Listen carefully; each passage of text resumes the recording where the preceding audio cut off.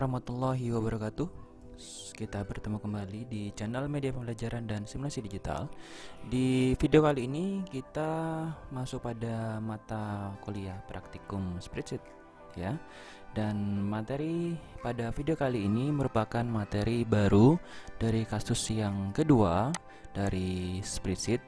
Setelah sebelumnya kita sudah menyelesaikan kasus yang pertama, yaitu kasus bengkel Bang Joko, di mana pada kasus tersebut kita sudah menyelesaikan beberapa buah sheet ya, mulai dari jurnal umum, terus ke ledger, dan seterusnya sampai dengan jurnal pembalik ya.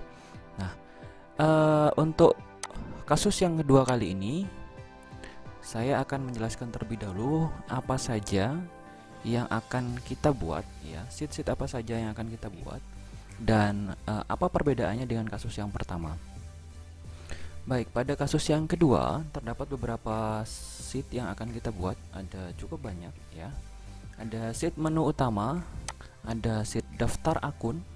Ya, kita bahas satu-satu dulu. Sheet menu utama di sini isinya adalah sebenarnya daftar isi dari sheet-sheet yang akan kita buat. Jadi ada daftar-daftar nama sheet yang akan kita buat, dimana pada sheet menu utama ini bentuk daftar sheet tersebut berupa link atau hyperlink. Jadi kalau kita klik hyperlink dari nama sheet tersebut akan membawa Anda masuk pada sheet yang bersangkutan. Nah, ini sheet menu utama. Jadi isinya adalah daftar nama sheet yang akan kita buat pada kasus yang kedua ini. Jadi sini dilihat ada beberapa buah nama sheet yang akan Anda buat nantinya. Oke, itu untuk menu utama. Kemudian daftar akun. Untuk sheet daftar akun ini berisi nama-nama akun yang akan Anda gunakan nanti untuk mengelola kasus yang kedua ini. Ya, untuk nama-nama akun ini sudah dibuat paketnya ya. Jadi silakan Anda ikuti nama-nama akun yang ada di sini. Selain itu, perbedaan dengan kasus yang pertama yaitu pada kasus yang kedua ini kita nanti akan menggunakan beberapa tombol navigasi. Ada tombol navigasi di sini. Ada tombol menu utama. Tombol menu utama ini nanti akan mengarahkan Anda pada sheet menu utama tentunya. Kemudian tombol previous ini untuk mengarahkan Anda ke sheet yang sebelumnya. Nah, sedangkan tombol next, ini tombol next akan mengarahkan Anda pada sheet yang selanjutnya. Begitu juga pada sheet-sheet yang lainnya nanti. Fungsi tombol menu utama, previous, dan next itu nanti akan menghubungkan Anda pada sheet sebelumnya atau selanjutnya, atau sheet tertentu. Nah, ini untuk sheet daftar akun. Isinya adalah daftar nama akun-akun yang akan Anda gunakan dalam mengelola siklus atau kasus yang kedua ini. Sheet yang berikutnya ada customer supplier. Sheet customer supplier ini fungsinya adalah sebagai mencatat daftar nama customer ataupun supplier yang terlibat pada kasus yang kedua ini.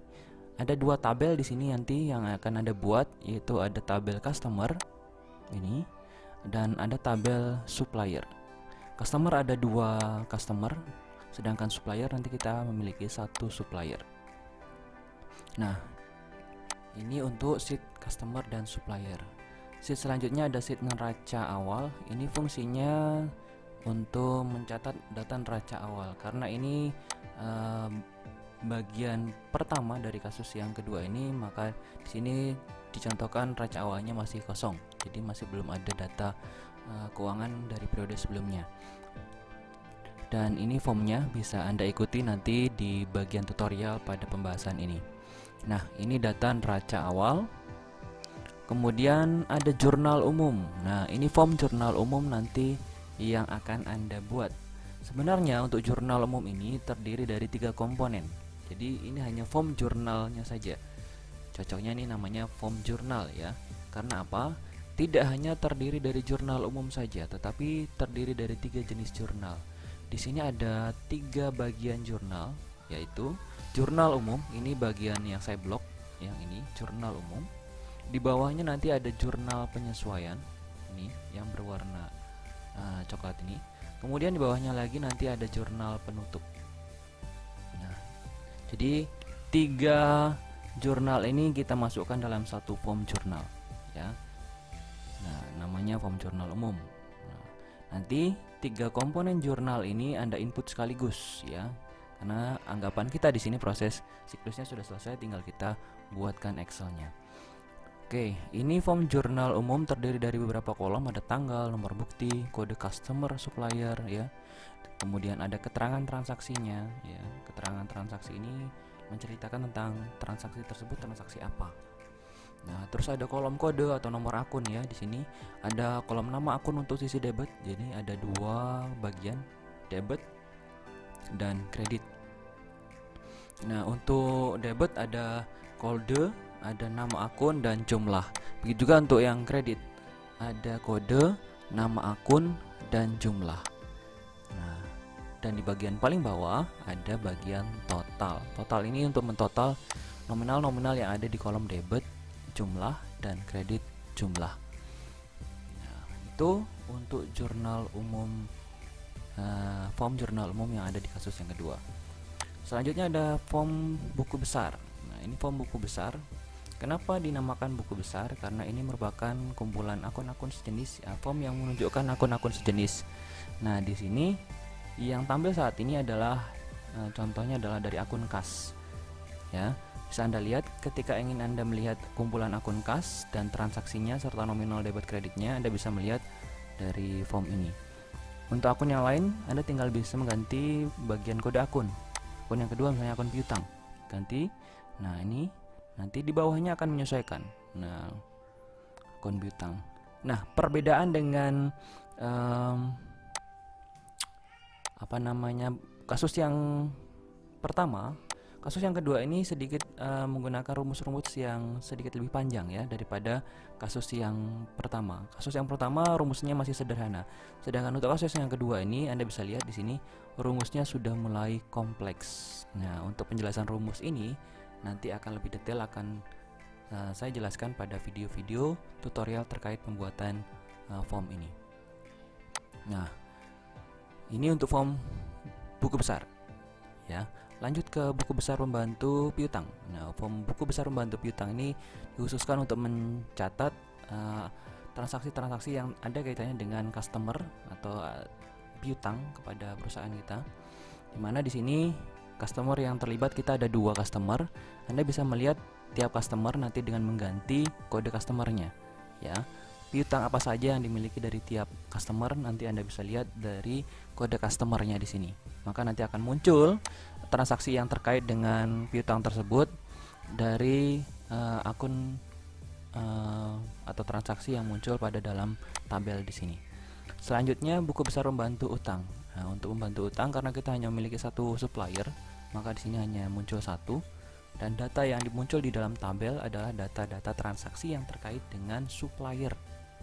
Jadi semua transaksi yang muncul di dalam tabel adalah data transaksi yang ada kaitannya dengan supplier atau utang dari supplier kita. Bukan, utang kita kepada supplier ya. Nah, kemudian ada neraca saldo. Nah, ini neraca saldo ya. Neraca saldo ini merupakan hasil olahan dari beberapa sheet di awal, yaitu neraca awal, ada jurnal umum ya, yang kemudian diolah menjadi data neraca saldo. Nah, di sini kemudian Anda bisa melihat penerapan rumusnya. Rumusnya sudah sangat kompleks sekali ya. Rumusnya sudah sangat kompleks sekali. Penjelasan rumus yang panjang ini nanti akan saya jelaskan pada video tutorial terkait pembuatan neraca saldo ini. Nah, selain itu tampilan formnya cenderung lebih sederhana, tapi di dalam tampilan form sederhana ini terdapat rumus yang kompleks.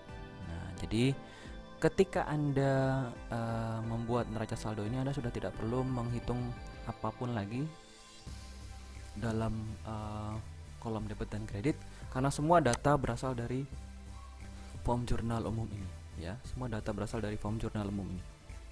Jadi ketika di bagian buku besar neraca saldo, apabila terjadi kesalahan, maka patut dicurigai dari satu, kesalahan penulisan rumus mungkin ya. Kedua adalah data yang diinput pada jurnal umum, form jurnal umum ini. Mungkin ada kesalahan di sini. Jadi semua dapat kita telusuri dari sumber kesalahannya, yaitu ada dua: kesalahan penulisan rumus atau proses input pada jurnal umumnya.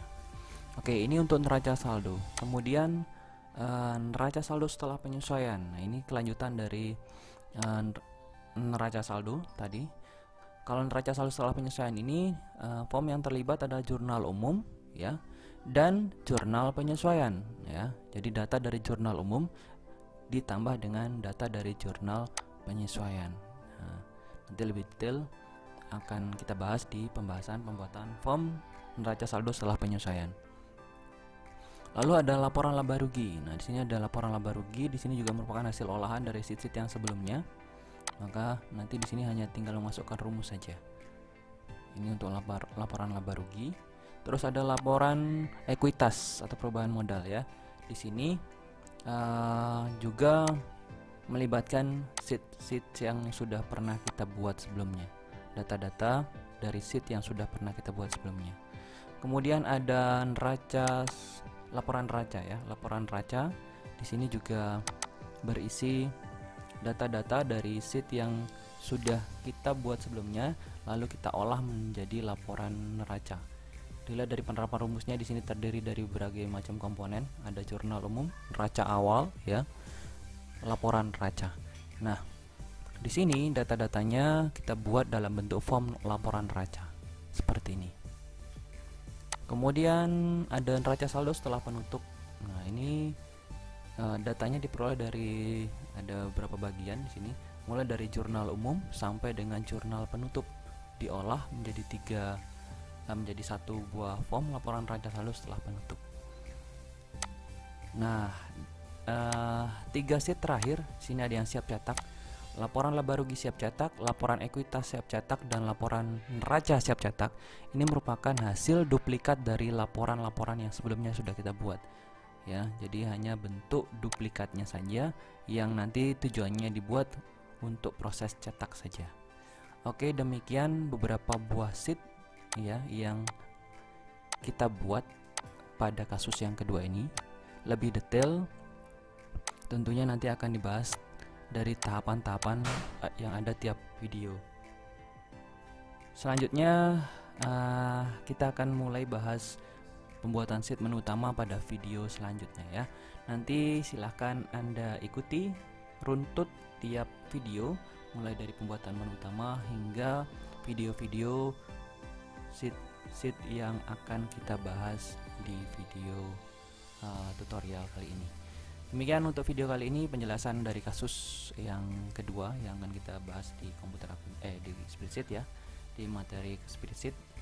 Silakan Anda ikuti step by stepnya dalam video-video selanjutnya, dan semoga bermanfaat. Sekian, wassalamualaikum warahmatullahi wabarakatuh.